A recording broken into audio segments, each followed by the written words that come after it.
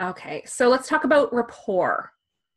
So how would you like to be able to establish rapport with anybody you want?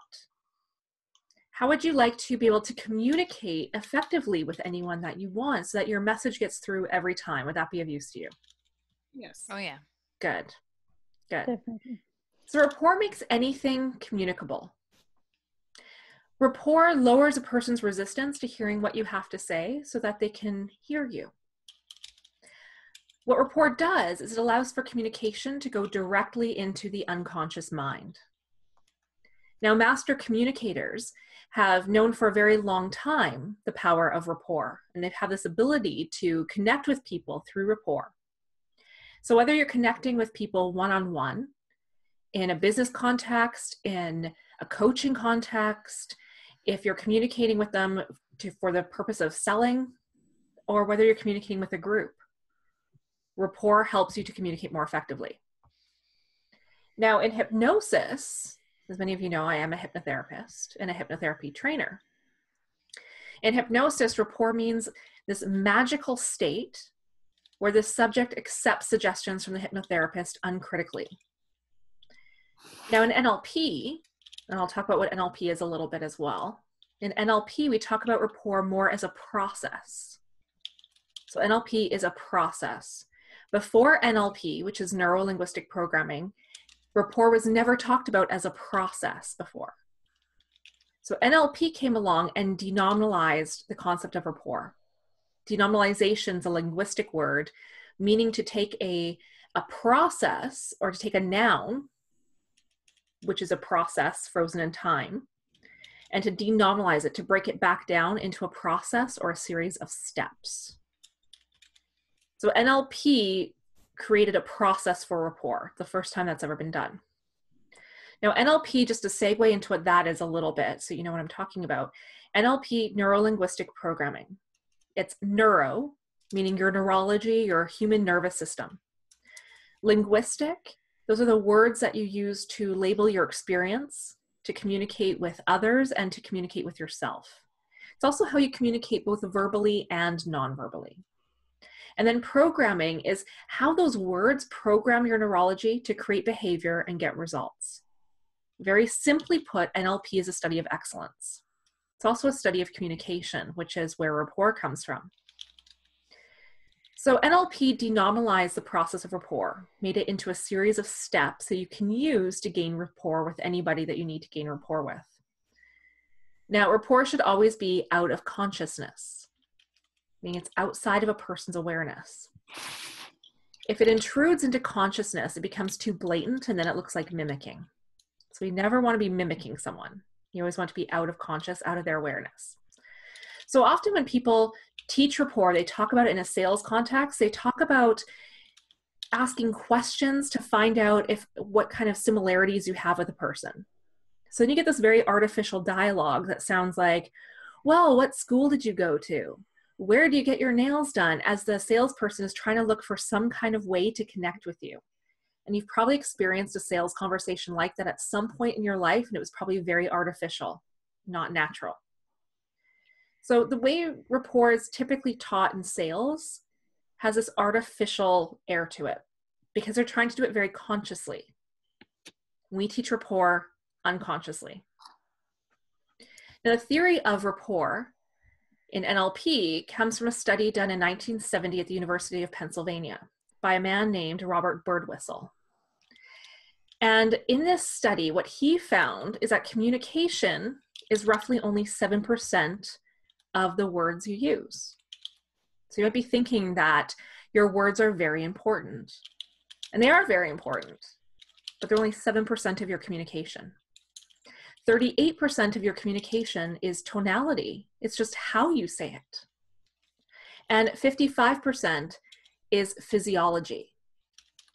So that means that 93% of your communication is unconscious because you're probably conscious of the words that you're using, the language coming out of your mouth. But what about the rest of you? What are you communicating physically? And that's important to know. I'm going to switch over. I'm just going to share my screen here so you can see my slides. Good. So There we go. So rapport is 7% communication, 38% or 7% words, 38% tonality, and 55% physiology. Now, when you're looking at rapport, there are things that we want to look at. We want to look at posture. So what is a person doing? What is their posture? Are they using gestures? What's their proximity? So how close to you are they? Handshakes, how do they shake your hand? You can tell a lot about a person by how they shake your hand. To gain rapport with someone through a handshake, you simply match the pressure of their handshake. You can probably hear Rufus barking right now. Facial expressions, you want to watch their facial expressions. How are they blinking? Are they blinking really rapidly or slowly? You can gain rapport with a person by matching how they blink. You can gain rapport through watching how they smile and smiling in a similar way. Breathing. Breathing is probably the most powerful way to gain rapport with somebody. So matching their breath, how they're breathing. Are they breathing high up in their body, up here? Do you see their shoulders rise with their breath? Are they breathing a little lower through their ribs? Are they breathing through their stomach, where you see their stomach rise and fall with their breath? How are they breathing? You can match them on the pace and the location of their breath. And then their voice quality, so their tone, the tempo, how quickly they're speaking, the timbre, which is the quality of the voice, and volume. And then we have predicates. Now, predicates are words people use that describe if they are visual, if they're more auditory, or if they relate to sound more, kinesthetic, feeling, or auditory digital, which is more critical based thinking. It's more analytical. So what kind of words are they using? And you can match them on their words. And then keywords. And keywords are, you listen for interesting phrases they use and you can repeat that back to them. Now I'm going to, if I can, no, I don't want to go there yet. I'm just going to stop the share for a moment because my mouse isn't lining up. Hang on. There we go. Okay. So we're going to come back to that slide and what that's all about. But I want to talk to you a little bit more about how rapport is built and why you'd want to gain rapport with someone. So we know that you'd want to connect with someone and to communicate with them in a way that they're uncritical of what you're saying and they're able to receive what you're saying. But what would that do for you in business? How does that help you in a sales process? Any ideas? They'll be more open to receiving you. Yeah. Yeah, exactly. They're open to receiving you, to hearing what you have to say. Mm-hmm. Have you been in a sales call before where someone is really resistant to everything that you tell them? Mm-hmm. Or maybe they're totally disinterested in what you're talking about, or they're distracted. When you gain rapport, now they feel a connection to you and you're able to communicate what you need to communicate and they can receive it. So rapport is based on the principle that people who are like each other, like each other. People who are like each other, like each other. We like people who are like us. Mm-hmm. You might hear people say things like, I like being around like-minded people. It's because we like people who are like us. So people who have similar gestures, facial expressions, use language in a similar way, we tend to like them. And people buy from who they know, like, and trust. So this is a really easy way that you build likability with somebody. They lower their resistance. Now they're receptive to hearing what you have to say. It doesn't mean that they're necessarily going to agree with you, but now they can hear you. They're open to listening.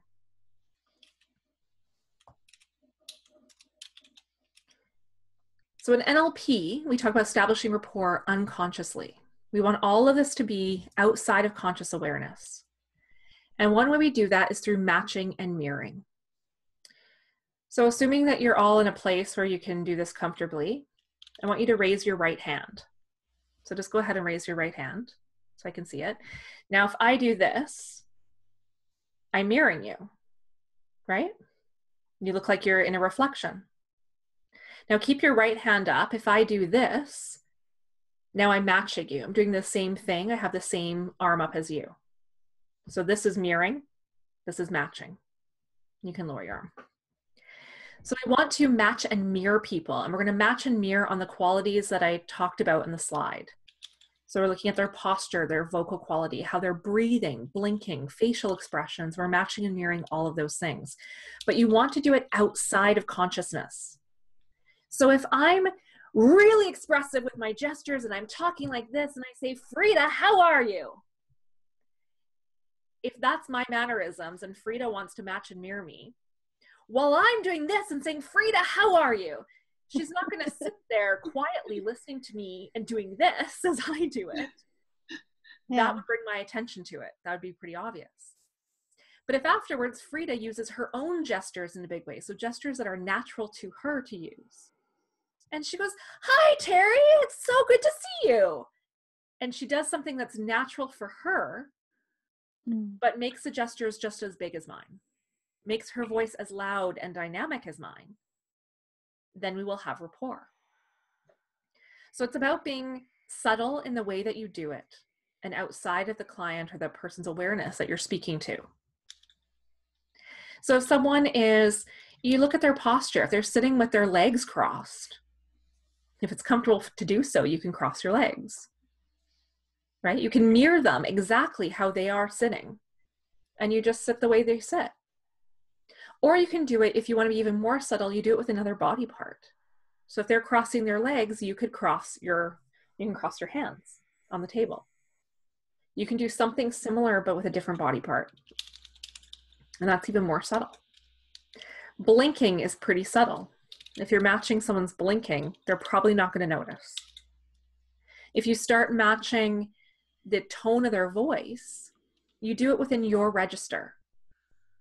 So if you're talking to a man, for example, because we're all women here. So if you're talking to a male, and if he has a really deep voice, you're not going to talk like this to match him. That would sound ridiculous. What you will do is you'll talk in the lower register of your own natural voice. And now you'll build rapport. And it won't sound artificial or weird. You're just talking in the low end of your voice. The same way if a man is talking to a woman, and if she has a really high feminine voice, he's not going to talk like this, like Minnie Mouse, to try to match her. He's going to talk at the higher end of his voice and maybe soften his voice and brighten it a bit. And now he can match her.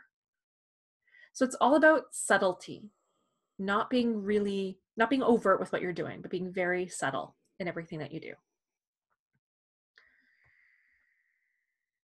Now, so you might be thinking, I couldn't possibly do this. I'll get caught. You might be, is anyone wondering that? You can put, anyone thinking, oh, someone will know?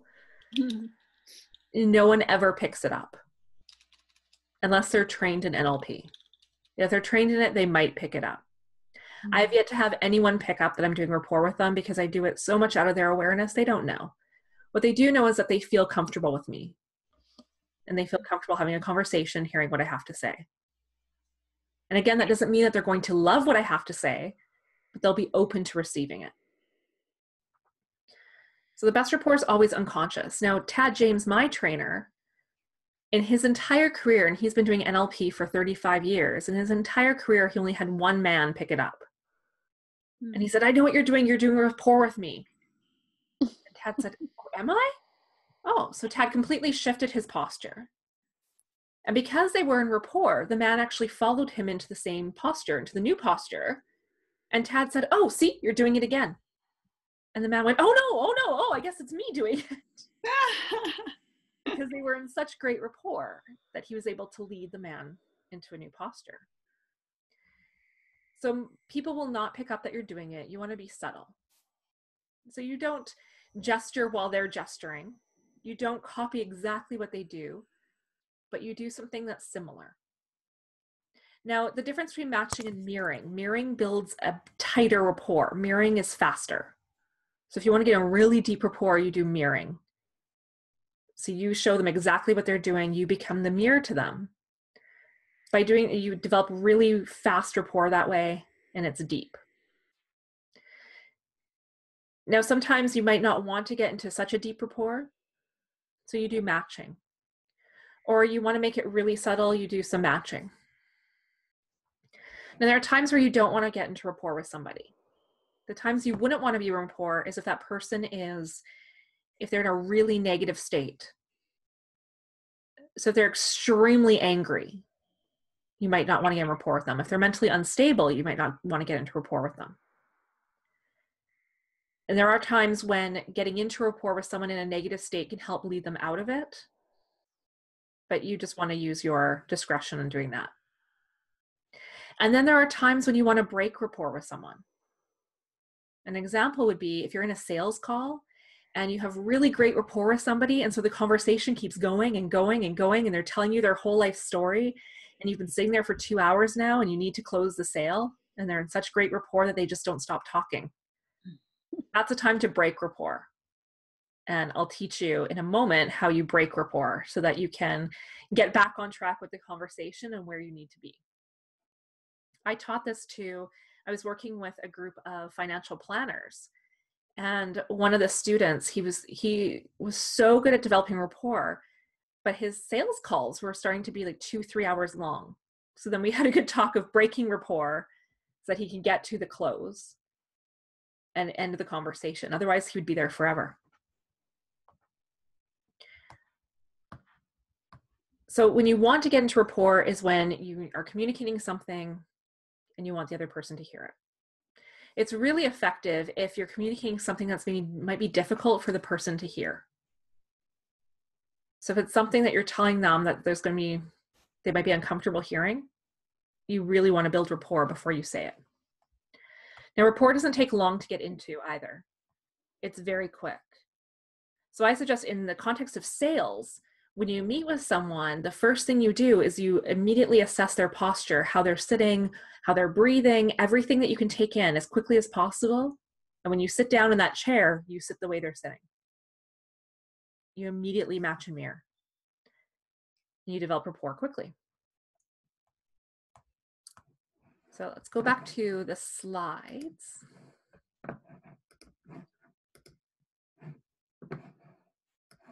Oh, I have this here. Okay. And there we go. Okay, so you're matching and mirroring on the posture, facial expressions, breathing, voice quality, predicates, which are their words, how they describe their world, and keywords. Now, one thing about keywords, I'll tell you a quick little story about that one. So Tad James, my trainer, he was doing a sales call with someone for business consulting. And one of the things the man said was, any consulting relationship we get into has to be valid in and of itself. And Tad thought, well, that's an interesting phrase, valid in and of itself. So he made a note of it on his paper. And then when it came time to closing the sale, Tad just said to him, first of all, any consulting relationship we get into must be valid in and of itself. And the man said, yes, you've got it. And that's all he had to say to close the sale. Because they were in such good rapport and people like to hear their words back to them. He was communicating in his language. When you are in rapport and you're starting to use their words and their way of describing the world, whether it's visual, auditory, kinesthetic, auditory, digital, you're communicating in their language. Now, a little bit more on predicates. So predicates would be words like visual words. Like if they say to you something like, that doesn't look right to me, and you hear them saying lots of visual things, I can't get a clear picture. I'm not really seeing it. You start using visual language to them, you're speaking their language. Auditory words would be like, well, it doesn't ring a bell. That doesn't sound right. So you would say, how does this sound to you? And you use their words. Kinesthetic words or feeling words would be like, that doesn't feel right. Or I have a good gut feeling. Or, this conversation feels really warm to me. You have a really warm presence. Or some people might say, I like your energy. Those are all kinesthetic words. So then you start using kinesthetic words to communicate with them. And auditory digital would be if someone says, well, that doesn't make sense. Or yes, I understand. So those are very analytical words, and you would use the same kind of words. Now, in the NLP practitioner training, we go a lot deeper into that, how people use words to label their experience and their world. And there's so much you can do with that, including reading their eye patterns and understanding what's going on internally with them. You can, using their language, you can understand so much about a person just by listening to the words they use. But for the purpose of rapport, you just want to pick up on those key words and deliver them back to them. And that will help you gain rapport. Now, you might be wondering, how do you know if you have rapport? Is anyone wondering that? Curious? What is rapport? How do you know if you're in it? Well, here's how you know. There's 4 indicators of rapport. So the first one is an internal feeling. You'll have a feeling that you're connected to the person. So if you've ever met with someone and you just feel really good with them, you just have a good connection to them. Has that ever happened? Mm-hmm. You feel good in their presence. That's rapport. The second one is a color shift. So as they get into rapport with you, you'll notice a color shift in their face from light to dark. So it's not necessarily, people think a color shift is like a pink or a red tone in the skin. Not necessarily. It's their skin goes from lighter to dark. And that's blood coming to the surface of the skin. That's blood flow returning to the skin that says that they're now relaxed. When we first meet with someone new or meet with anybody, often there's a feeling of resistance or tension. And that kind of tension in the body pulls blood flow away from the surface. As they relax and they feel comfortable, blood flow returns and the color returns to the face. So look for a darkening in the skin. The third thing is optional. 1 and 2 will always be there. You'll always have a feeling of it, feeling of connection, and you'll see a color shift. 3 is optional, and that's when they say something. So that's when they say something like, I feel like I can tell you anything. I feel like I've known you my whole life. Have you had that experience before? You meet with someone and they go, wow, I could talk to you forever. I feel like I've known you forever. That's a clear indication of rapport. They might not always say that, but you'll always have the feeling of rapport and you'll always see a color change. Saying something is optional. And then the fourth way is leading. So like when Tad James, when he shifted his posture and the man followed him, that's leading.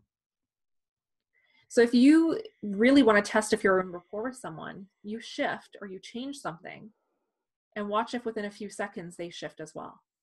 Because it won't feel good to them to not be in sync with you at that point. So they'll want to keep matching and mirroring you. They won't know they're doing it, but they'll want to keep doing that. So you change your posture and you watch how they shift. Or you do something like if you're having a coffee with someone over a sales presentation or coffee with a friend and you want to test rapport, take a sip and see how quickly they take a sip of their drink. They'll do it a lot faster. Or you could, scratch your head and see if suddenly they feel a need to scratch something or play with their hair. And they'll do this completely unconsciously. Rapport really is a magical state of communication. Now, rapport, we talked a lot about what you do when you're face-to-face with somebody. But how about on the phone? You can still get into rapport on the phone. So if you do any of your sales calls over the phone, you can still gain rapport. And you'll do this by listening to the tone of their voice. And you match the tone, just like we talked about. Tempo, the speed. Have you ever talked to someone and they talk really, really, really, really, really fast and you need them to slow down? Does that ever happen? Or maybe you talk to someone and they talk so slowly and you really need them to pick it up. So you match their tempo. If they're talking really, really fast, you start talking really, really fast. And then once you gain rapport with them, you start leading them and you slow them down to the tempo you're comfortable with. And you'll hear them slow down as well. And now you guide them into a tempo that you're comfortable listening to. Oops, wrong button. Timbre, quality of the voice. So when you're listening for quality, you're listening for, are they really raspy? Is it a really raspy voice? Is it really smooth? how do they speak? What's the quality of the voice? And you match on that. And then volume. So if someone's a really loud talker and you need them to bring it down, you do the same thing. You match them on volume no matter what. But then you can bring their voice down by lowering your voice. If they're a really quiet talker, you know, those people who talk really quietly and you have to strain to hear them, you match them down there, and then you bring your voice up in volume to a comfortable volume, and you'll hear their voice come up to a comfortable volume. Any questions on this so far? Any questions? Good so far? So another cool thing with rapport is we're talking about matching. I'm just going to go back to the camera. So we're talking about matching and leading and all of these things. Another way you can use it, have you ever been in a meeting? This happens to me all the time. And you have someone who's like clicking a pen. They're doing something, like they're clicking or they're tapping on a desk. Or swiveling in their chair. Swiveling in their chair nonstop, and right, and it gets distracting. By getting into rapport with that person, so you match and mirror them. And then we call it crossover matching. So you would do something similar, but with a different part of your body. So if they're clicking the pen nonstop, you might tap your finger quietly on the table to the same tempo once you're in rapport. And then you slow it down, and you slow it down, and then you put your hand to rest on the table, and you'll watch them slow down and stop. How's that for getting rid of an annoying habit? Yeah, it's like magic. I've done that in my Toastmasters club before. There's a guy who liked to click on the edge of the table with his pen. So anytime I'd sit by him, I would just like tap my finger without making any noise, but I would just do the gesture until I'd slow it down. And then I'd put my hand to rest. And I would watch him slow down, and then he'd just rest his hand on the desk. Cool. Yeah. So if you get nothing else out of this, now you know how to stop someone from doing those annoying things that drive you crazy in a really subtle way. And we do It's this. also a way to help diffuse a situation. So if they are really worked up and they're really upset, one of the best ways to match them is on their breath, because breath is powerful. Breathing with someone is one of the most powerful things you can do to gain a really deep rapport. So you start matching their breath, and a key to their breath is when they're speaking, they're exhaling. When they pause, they're inhaling. So you match them on that, and you start to breathe with them, and then you slow down your breathing. By slowing down your breathing, you slow them down. You can also match them. You can do crossover matching and mirroring by, if they're really angry and being really aggressive and they're talking loudly and they're talking really fast because they're so angry and you have to hear this right now because I'm so upset and you better deal with this, is you can also blink to the rhythm of their words and then slow your blinking, and they'll start to calm down. So you can actually change the person's energy simply by getting into rapport and then bringing them into your energy field. Cool? Yeah, I think it's really very cool. Yeah. So by doing this process of rapport, you're opening them up to your communication. It also helps you to guide the conversation. You can help shift a person's state if they're upset. And then to break rapport, because I told you I'd teach you how to break it. To break it, you shift your posture, you shift your energy, you shift your voice, you shift everything to the opposite of what they're doing. And I encourage you to try this. So I would say today, if you have other people in your home, if you're going to see someone tonight, try it as soon as possible while it's fresh in your mind, or do it tomorrow. But if you go into, say you go to buy your coffee, get in rapport with the person behind the counter. Wherever it is that you are, get into rapport with people. You'll notice, the other thing about rapport is that when people are in rapport, they want to help you. It creates a feeling of, I want to give you what you want. So if you want really good service when you're out, whether you're at a coffee shop, a restaurant, in a store, if you want really good service, get in rapport with the people who are working there. And they will want to help you, they'll want to get you what you want, and they'll want you to have a great experience. And likewise, it feels good. Rapport feels good. Mhm. People like feeling connection to people. And this process, you've been doing it your whole life, but you've been doing it without knowing you're doing it. This is why you meet some people and you immediately like them, because you just instantly get into rapport naturally. Or why you feel those connections with people where you think, wow, I feel like I've known this person forever. I have no idea how I feel so comfortable with them. So now you're just taking that process and making it conscious for yourself so that you can build that connection to anyone you want to build that with. And then to break it, you simply shift everything in the opposite direction and you'll feel it. You'll feel a break in the connection. So when you're testing it, test getting into rapport with someone and then test what it feels like to break it so that you know the difference.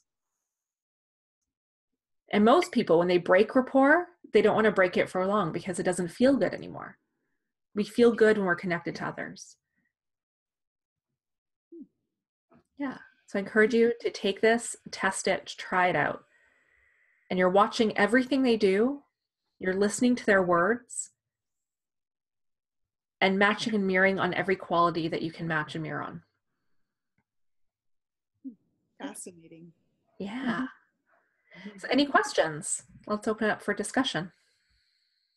This works with children too? Yes. Great. Yeah, absolutely. 16-year-olds. Are you using your son as a guinea pig? Yeah. It does work on children. It works really well on children. Children are like walking unconscious little sponges. So their unconscious mind is already open. There's not much to get past. There's not much resistance with them. Mm-hmm. So you can, yeah. Yeah, if you have to have a difficult conversation with your kid, Mm-hmm. get into rapport, and they'll be way more open to So receiving. that's like getting on their level, for example, right? Yeah. Like if Yes. Yeah. Yeah, and you start using their words, Mm-hmm. and you'll be amazed at how easy it is to communicate then. Right. Because now you're speaking the exact same language. The biggest challenge when I'm coaching couples that I see, one of the biggest breakdowns in a marriage is that they're just communicating very differently. Mm-hmm. They're not using the same language. Mm-hmm. And just teaching, they're out of rapport with each other. So teaching them just this can save a marriage, because they start to use the other person's words. They start to match them physically. They start to match and mirror. And at some point in the relationship, they were in rapport. They were in very deep rapport. They wouldn't fall in love. You can't fall in love with someone you're not in rapport with. But at some point, something shifted and they fell out of that. Mm-hmm. So often just getting them back into a state of rapport makes a difference. Yeah. Any other questions? No questions. No? Pretty clear? Good. Lelania, do you have any questions? Good. I think I'm good. I'm kind of curious about the breaking rapport and kind of shifting. Like when you've got someone who is, talking way too long, but you do have something important you want to talk to them about. So would you break the rapport briefly and then kind of go back to it in a more mild form so you can kind of get across what you need to get across? Yeah, exactly. It's exactly what you do. So you break rapport. It's not going to feel good. Breaking rapport it feels kind of icky when you do it because it's such an abrupt disconnection. They will stop talking. They sense that there's been a change. Mm. And they'll usually say something like, oh, I've been rambling on for too long. We should probably talk about this now. Mm-hmm. So in a sales call, they'll usually bring it back around to the sale or what it is you're supposed to be talking about. They'll go, oh, you know what? I'm rambling on, I got way off track. We should probably be talking about, my insurance or whatever it is that you're there to sell. Okay. And then once that's changed and they've stopped talking and talking and talking, and the ball's back in your court to, you can talk again and you can get back on track, then you get back in rapport. But I wouldn't do mirroring because mirroring is a deep rapport. I would just match them. Okay. And match them so it's a lighter sense of rapport. But so how would you, on a phone call when you don't see the other one, how would you break it and then match it again?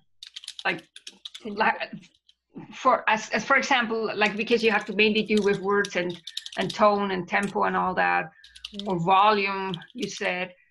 So how would you break it? Like blah, blah, blah, blah, on the other side. You have to kind of get through there. Yeah. So you might need to, if there's no break in their talking, you might have to interrupt them. Interrupting them will break rapport. Okay.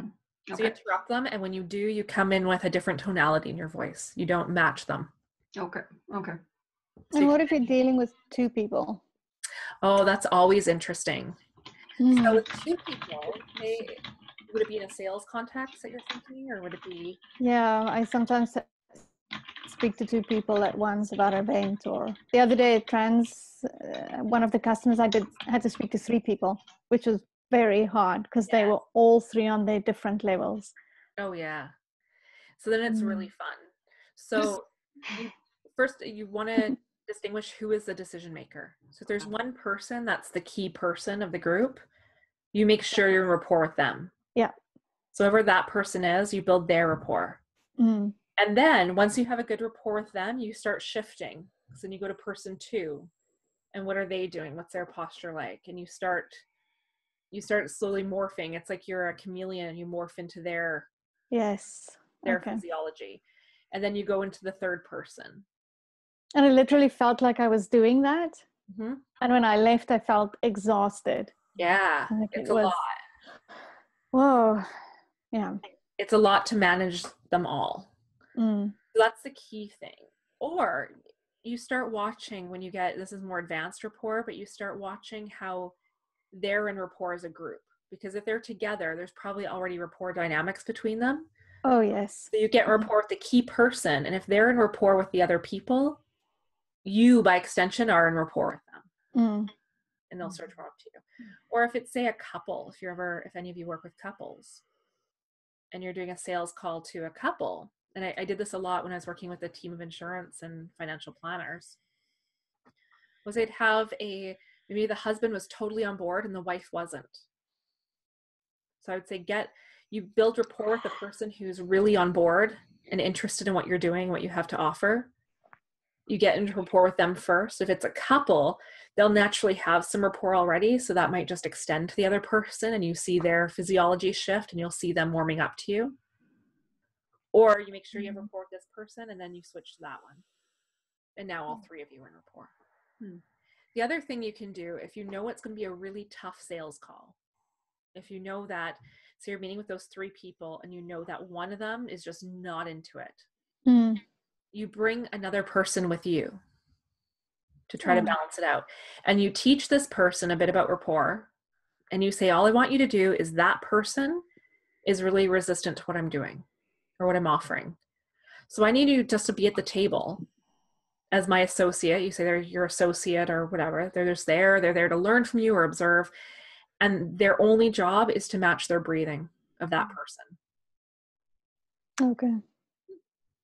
So they'll be in rapport with the person who's really resistant. You build your rapport with the people who are engaging and are really interested in what you're doing.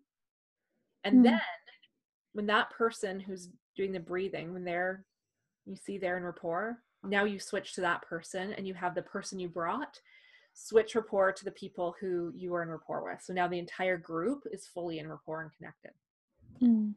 But sometimes it's good to bring in another person. Especially when you're that outnumbered. If it's 3-1, it's good to have someone. So you bring in someone that you work with, or you bring in a friend, and you just say, this is my associate. They're here to observe, to learn, or and you get them. And I sometimes find it hard on the phone. I was speaking to someone the other day, but I speak, she speaks, and we just couldn't get a flow. They ended up booking, but it was the hardest call. I'm like, I think I blew this. And then the next minute, the deposit came in, and I'm like, oh, maybe I didn't. But the conversation was so hard. It's like we were just it wasn't flowing. So I would guess that you're probably using different predicates. People have a representational system. It's how they choose to represent the world, whether it's visually, auditorily, kinesthetically, or auditory digital. And that will come out in their language. So if you're speaking to someone who's very auditory digital, give me the facts, the numbers, what makes sense, what do I understand, what don't I understand. They talk about knowledge. And say you're a very kinesthetic person, for example, and you're talking about feelings, you're going to be there's going to be so much friction between the two. Mm. It's like you may as well be speaking Chinese and they might as well be speaking French, and it doesn't matter. No one's speaking the same language. That's exactly how it felt. Yeah. Yeah. So that's when you really listen to their words. And if she's saying things like, what are the figures on that? What are the results from doing this? What can I expect to happen? Mm. You want to use very auditory digital language, which would be very analytical. Words like think, sense, understand, results. Or if they're visual, look, see, picture, clear, right. Makes Yeah, sense. but that's usually what would happen there. I've seen that happen between couples where they have different representational systems that they prefer. And so the husband might be saying, well, that doesn't sound right to me, and you don't listen to me. And the wife might be saying, like, well, I can't see it. You're not being clear. And they could be saying the exact same thing, but they're using different representational systems. So neither one is getting what they need. A lot of conflict can come out of just using the separate predicates in different representational systems. So match their predicates. Yeah. Language is huge. In the NLP training, we teach not only how to match their predicates, but how to match and mirror on, like, really in depth, how to look at their chunk size. So their chunk size is, some people, when we talk about chunks, we're talking about chunks information. Some people are really good with big chunks information. Some people need smaller chunks. Some people need things delivered in a certain sequence of chunks before they can understand. And so when you start to get that, you can communicate really fluidly with anyone at any time. Yeah, powerful stuff. Yeah, but you still got the sale, so that's excellent. I did. I sent a really long email explaining everything, and I think I'll mismatch conversations in the emails. Somehow it worked, so it's good. Good. And here's a tip for marketing, just in terms of those predicates, is when you're writing your marketing copy, make sure that you write to all representational systems. So include language for all of them, because you'll have the one that you naturally communicate in.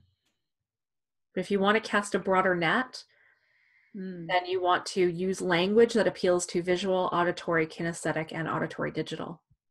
So that's what you do when you're speaking to a large group. Yeah.